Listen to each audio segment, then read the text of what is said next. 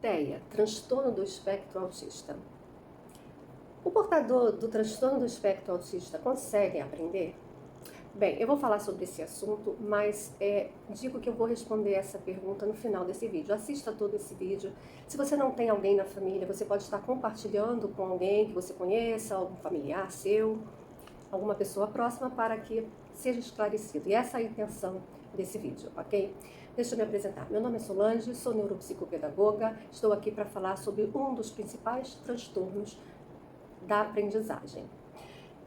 Esse transtorno é um transtorno do neurodesenvolvimento. Então, ele é 1-2, para você entender que o portador do autismo não está sozinho nessa condição.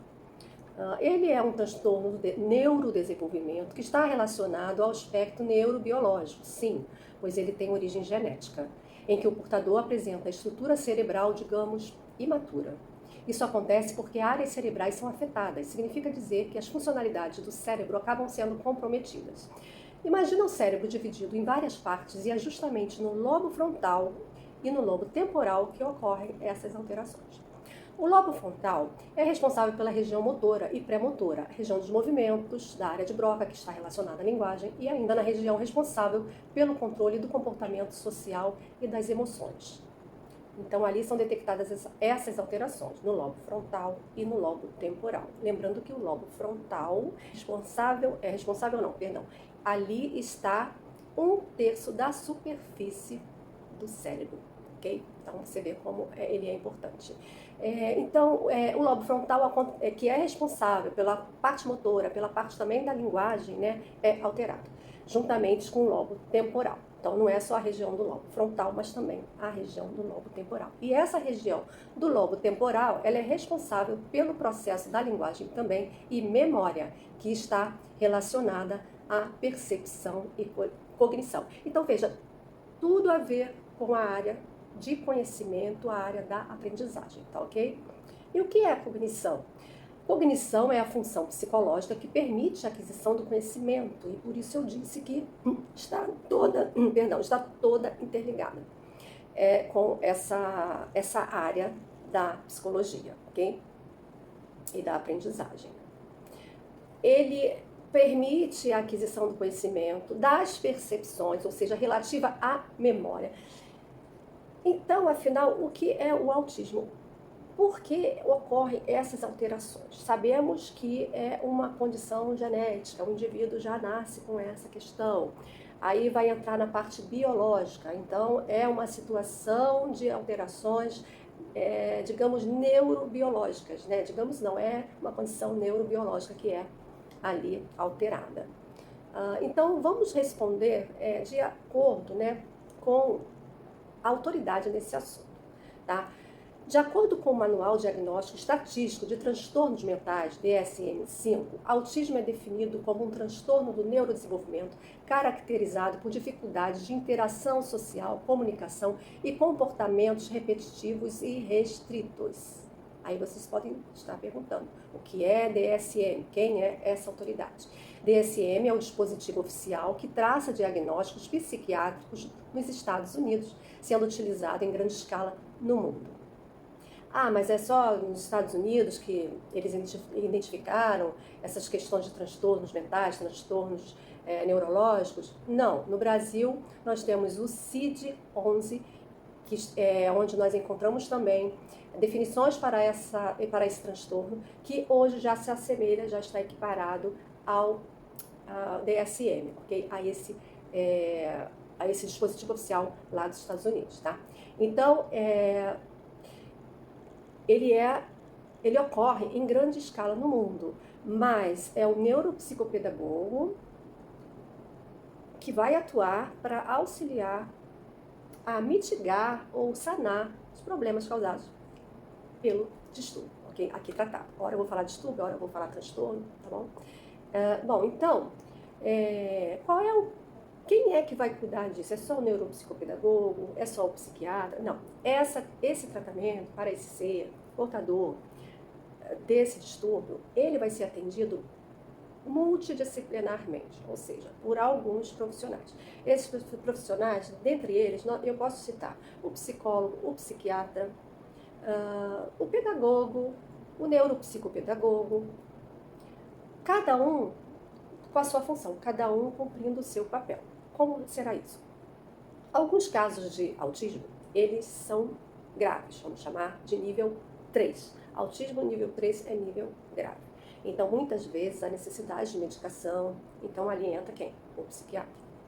Às vezes, esse autismo é nível 1 ou 2. Níveis 1 e 2 podem ser, às vezes, ali tratados, trabalhados por um psicólogo, por um neuropsicopedagogo, ok? E outros profissionais também, diversas terapias, de acordo com a necessidade do paciente. Há paciente que vai ter vai afetar a parte motora, vai necessitar de um fisioterapeuta, de um personal trainer, então, e às vezes é multidisciplinar, tá? Ele vai trabalhar com aproximadamente 3 profissionais, o que vai ajudá-lo muito, tá bom?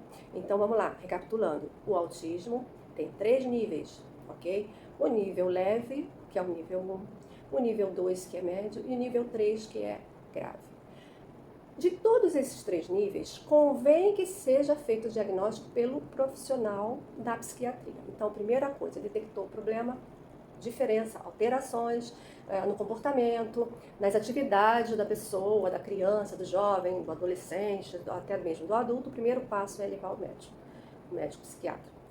Se for uma criança, a neuropsiquiatra também, a neuropediatra, você pode ir ao neurologista. Então, é uma diversidade de trabalhos que vai haver demanda, tá bom? Então, isso é muito importante que se saiba, porque apesar de você poder, sim, melhorar a qualidade de vida desse indivíduo, você tem que saber que vai passar por alguns profissionais, ok? Sem isso, vai ser difícil a caminhar, tá bom? Então, respondi a vocês, quem é que identificou como um transtorno da aprendizagem, e quais são os níveis do autismo. E agora vamos ver por que da neuropsicopedagogia. Porque você pode trabalhar também. Não vou a 3 profissionais, eu vou só no neuropsicopedagogo, porque você vai trabalhar a parte psicológica ali de comportamento, você vai trabalhar a parte do psiquiatra também, vai identificar e poder fazer um diagnóstico e medicar. Não, nada disso, né? Vamos lá, neuropsicopedagogia, vamos à nomenclatura. Neuro, de neurônios, então funcionamento cerebral, células neuronais, atividades cerebrais, sinapses, formações e desenvolvimento de sinapses. Psico, de atividade mental, então onde tem ali as ligações das células produzindo a comunicação, né? Então é um campo da neuropsicopedagogia. Então, por isso, psico. Não que vá fazer tratamento psicológico, porque isso é com o psicólogo. A questão subjetiva é com o psicólogo. Há que específico esse trabalho. Porém, nós não transmitimos ou tentamos ensinar conteúdo a essa criança, a esse ser. Então, o que vai resolver e o que você vai poder ajudar? Vamos ajudar com um trabalho que desenvolva as habilidades desse ser, tá? Por meio de jogos, por meio de atividades que ele vai aprender a aprender. Então, não vamos pensar que o importante é só o conteúdo. Não, o conteúdo é importantíssimo, né? O pedagogo, o professor, vai estar ali na linha de frente da linguagem, do ensino, dos conteúdos, o português, os cálculos, o professor de matemática.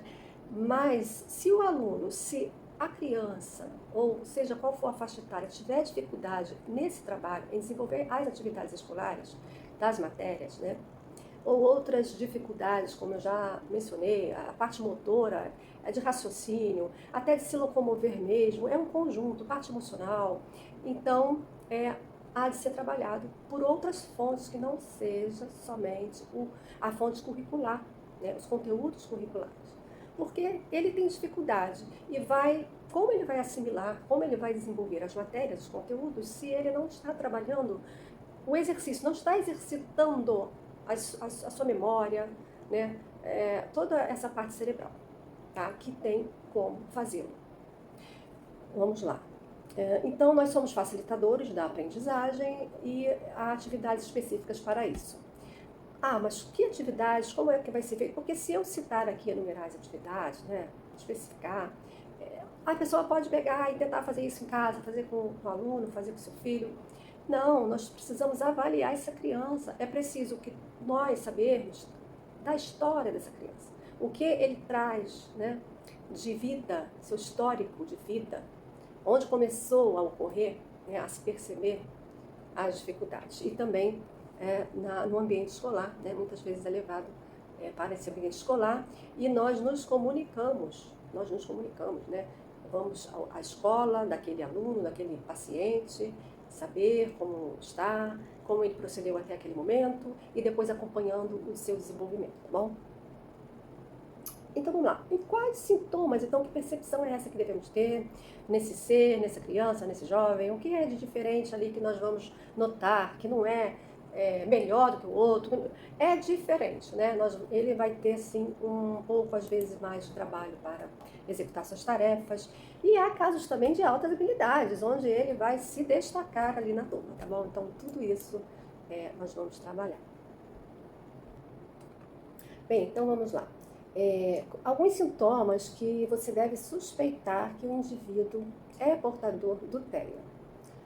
Dificuldade em se comunicar, interesse padronizado, ou seja, você pode oferecer vários brinquedos para a criança, ela não vai se interessar, ela vai pegar às vezes até se interessa por um brinquedo e deixa os demais de lado e fica com aquele só, e ela pode ter 10 brinquedos, ela vai dormir, vai amanhecer, vai ficar naquele específico brinquedo.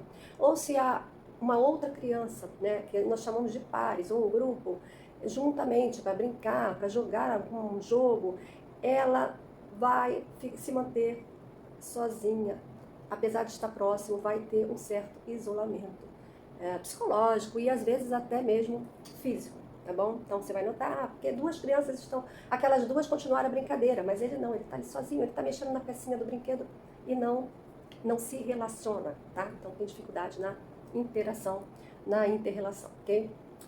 Outro sintoma sem ser o interesse padronizado, né? Necessidade de rotina rígida. Então, vamos imaginar aquela criança que passa o dia com a mãe ali, assiste seus programas, faz seu dever de casa e aí recebe um belo dia uma visita que é muito falante, faz muito barulho. Essa criança não vai se adaptar, ela vai reclamar, de alguma forma você vai notar, ela vai se afastar, vai procurar um outro ambiente, tá? É um outro. Então, veja, há crianças que podem fazer isso e não ser portadora do autismo. Então, é necessário que se junte um número de sintomas, tá? E durante algum período, para que seja caracterizado como tal, tá? Como TEA, como esse transtorno. Então também ela está dentro dessa rotina, né? Porque o ruído a incomoda, né? Algumas texturas também podem incomodá-la, né? Passar a mão em alguma coisa, encostar em alguma coisa.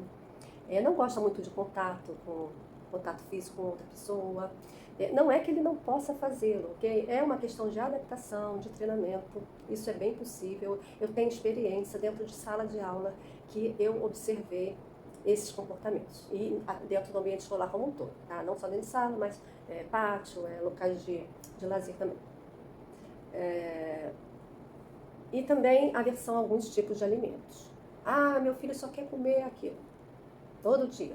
Eu venho com outro prato, não, ele fala naquele prato, ele quer repetir, tá? Por quê? Ele não gosta de sair daquela rotina dele, tá bom? Então nós devemos fazer o quê? Vamos respeitar isso e vamos trabalhar com o especialista. Não vamos tirar aquele alimento que é o que ele gosta, que é o que ele se sente bem, aquele momento dele. Assim, não. Vamos trabalhar para que ele possa ali apreciar outros tipos de pratos e tal. Tem todo um caminho a ser percorrido, tá bom? Deixa eu falar aqui outra coisa importante. A criança portadora do autismo, ela também pode ter comorbidades, ok? Uma das comorbidades seria o transtorno de déficit de atenção e aprendizagem. Então, é comum que surja esse outro transtorno. O que é comorbidade? Comorbidade é quando o indivíduo tem duas doenças, uma relacionada à outra, né, com algumas características ali semelhantes, ou alguns sinais. Ele tem um transtorno específico, mas ele tem traços de outro problema, de outro transtorno, de outro distúrbio. Tá? Então, por exemplo, há crianças com transtorno do espectro autista, né? E ela pode ter ali traços do TDAH, que é o transtorno de déficit de atenção e aprendizagem. Pode ter uma criança, uma pessoa com transtorno de déficit de atenção e hiperatividade que tem traços de transtorno obsessivo compulsivo. Okay? Outra coisa que eu quero salientar, né, e trazer aqui é que nós temos um transtorno chamado Asperger. O nível brando, que chamava nível brando, nível leve do autismo, como Asperger, síndrome de Asperger, porque ele foi realmente reconhecido e enquadrado como transtorno do espectro autista, tá bom? Então, tá ali junto, é um nível leve, é um nível 1, mas é transtorno do espectro autista, ok? Se é leve, as áreas comprometidas são pequenas, ele consegue se desenvolver bem, consegue ser um ótimo aluno, um ótimo profissional naquilo que ele escolher, naquilo que ele se adaptar. Por isso que nós não devemos interferir muito nessa questão do gosto, né, da profissão da pessoa portadora desse transtorno autismo leve, ou que é o antigo chamado Asperger, síndrome de Asperger, ok? Vamos respeitar e vamos dar, pelo contrário, nós vamos dar materiais, instrumentos para que ele siga naquele caminho que ele gosta, que ele é bom naquilo, tá? Isso vai formar um profissional muito competente, muito capaz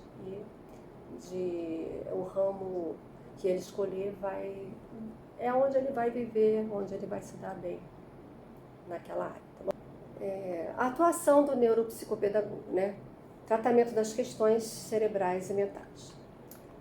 Falei sobre estratégia e abordagem que ajudarão o aluno, o profissional, e a mesma estratégia, instrumentos podem ser usados também para idosos, tá bom? Fase adulta. Os profissionais, às vezes não vão atender todas as faixas etárias, né? Vão especializar nas crianças, vão atender somente crianças, outros a crianças jovens, e outros só idosos, mas pode ter um profissional também que vai atender todas as faixas etárias, tá bom? Muito bem, já falei sobre conteúdos, que não é a nossa parte, tá? Não é o nosso ramo. Então, eu não vou ensinar a efetuar operações matemáticas, nem ensinar a ler e escrever, nada disso, tá bom? Não que não possa, sou formada em letras. Já alfabetizei pré-adolescentes, criança com dificuldade de aprendizagem, que não sabia ler, e eu consegui que ela alcançasse esse objetivo. Isso deixou a família muito feliz, e a criança, e a mim também, tá bom? Então, é importante lembrar que o TEA, por algumas vezes, deve ser acompanhado pelo fisioterapeuta e pelo personal trainer, alguém que possa ajudá-lo ali na mobilidade, tá? Na questão motora. Isso vai complementar o tratamento, tá? Como um todo. E para que esses resultados sejam bons, né? Satisfatórios, então, essas intervenções no paciente, no ser, devem ser feitas o quanto antes, o mais breve possível ali, quando for detectada ali algum probleminha, alguma alteração. Não deixe passar, vamos investigar o que está acontecendo, ok? Por hoje é só, e eu vou trazer vou falar sobre outros transtornos, né, da aprendizagem, do neurodesenvolvimento. Se você gostou e quer se aprofundar mais, clica aí no sininho, inscreva-se no canal para não perder, tá? Quando sair novos vídeos. Um abraço grande, espero ter ajudado. Tchau!